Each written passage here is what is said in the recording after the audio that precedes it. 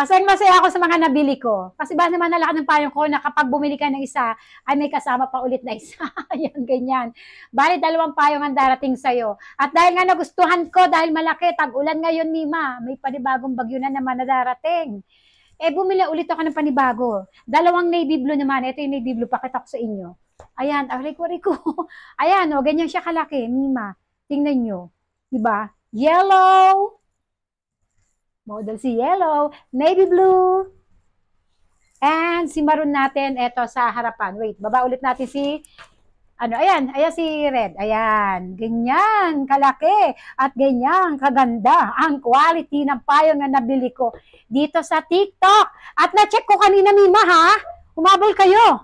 Nasa 800 plus na lang yung, yung stocks ni seller. Kasi nga tag-ulan, ang daming bumibili ngayon ng payong.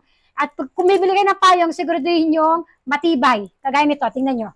Tingnan nyo naman yung quality ng payong na to, mga Mima. Ito, ang ganda na quality. Pati yung dito niya, ang ganda na quality. Yung kanyang handle, maganda. Kapag sinara mo, ganyan kalaki yung payong.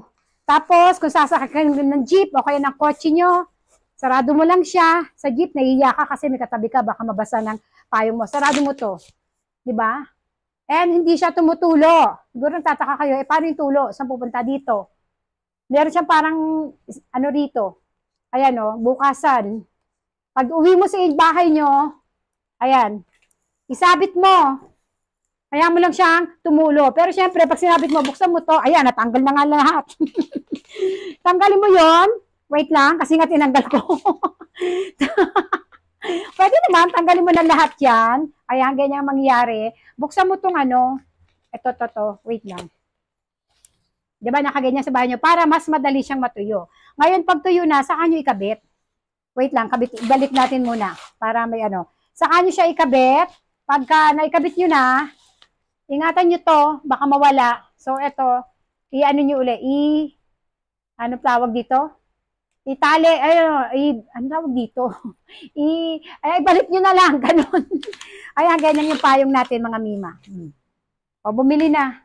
At wag na magpa-tumpik-tumpik pa kasi nga, Mima, may another bagyo na naman na darating. Tingnan nyo ako. Ang dami ko ng payong at malalaki.